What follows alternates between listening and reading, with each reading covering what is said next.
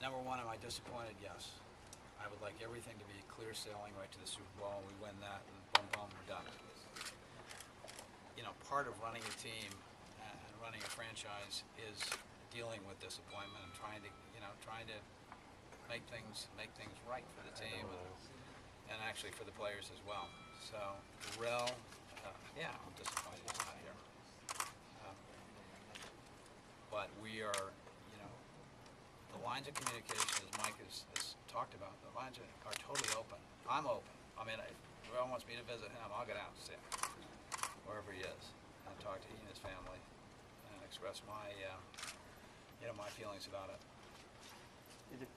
His side seems to be hung up on the fully guaranteed money issue, and they're looking at the Liam Washington situation last year.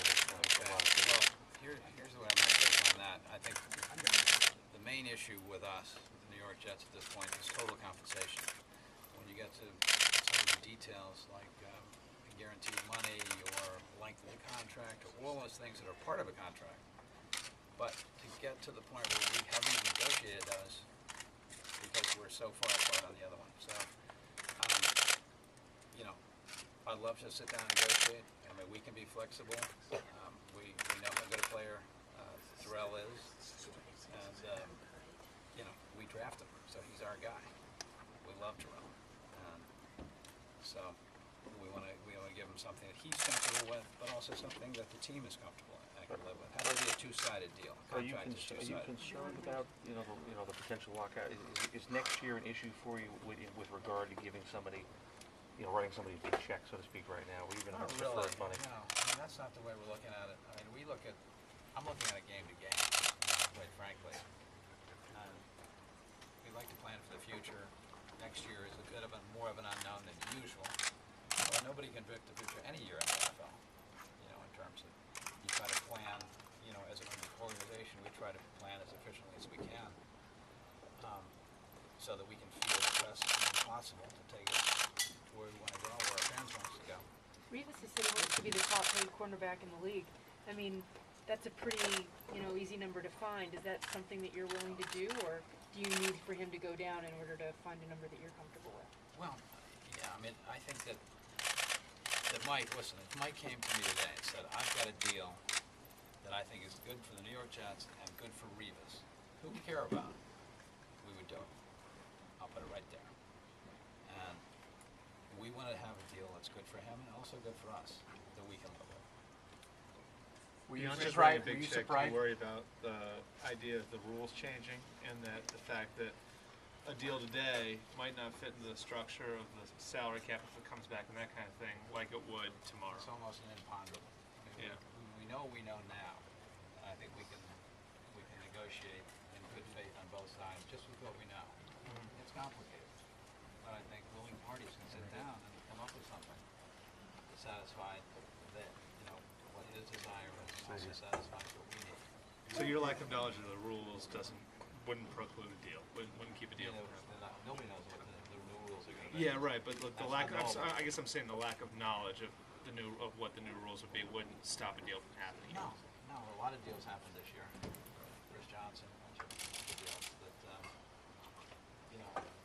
are made in the same environment, in that environment. Would you speculated that the lack of willingness to write a big check on a signing bonus could relate somewhat to a cash flow situation with the Jets? Can you And PSLs and all that? No, just a cash flow situation. Cash flow situation? I'll tell you, Gary, I've been with the team, this is my 11th year. We've never had an inability through lack of resources, to sign whoever we wanted. And we go down the list, whether you want to talk about Brett Favre or even Mark Sanchez. In terms of signing the players we want, we can do it.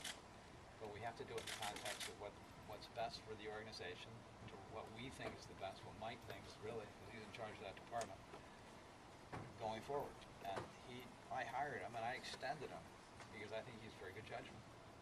And I'm not going to impose my judgment on him saying, well, I don't like this deal, I do like this deal. If he comes to me with a recommendation, says, Woody, I think this is fair for us, and I think it's a good deal for Revis. What do you think? We'll do it today. We'll do it this afternoon. Do you think there's a bad perception there with the fact that you just extended Rex and and that you extended Mike a No, little ways back. no, absolutely, yet, that's business you as know, usual.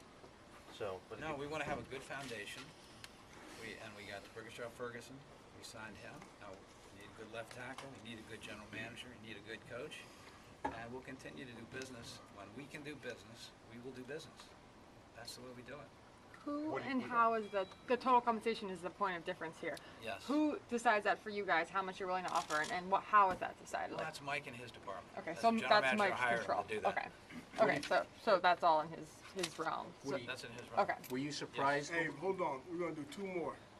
No, go ahead. No, go ahead. I'm What- good. Were you Okay. surprised? What was your reaction when you found out that Darrelle had rejected the two The two financial, offers? yeah, the long and the short term deals? As I said, I'm disappointed that he's not here, because he's under contract right now, so we were just giving him other options that were good for him and good for us. And, yeah, I mean, there's what we have now and those two offers, so, yeah, I'm disappointed. Would you like at the very least to see a short-term solution so that you can get him in with everything so important, obviously so much hype around this camp? Well, I'd like to have some meeting of the minds of both groups, whether it's Darrelle and New York Jets, to come to some agreement.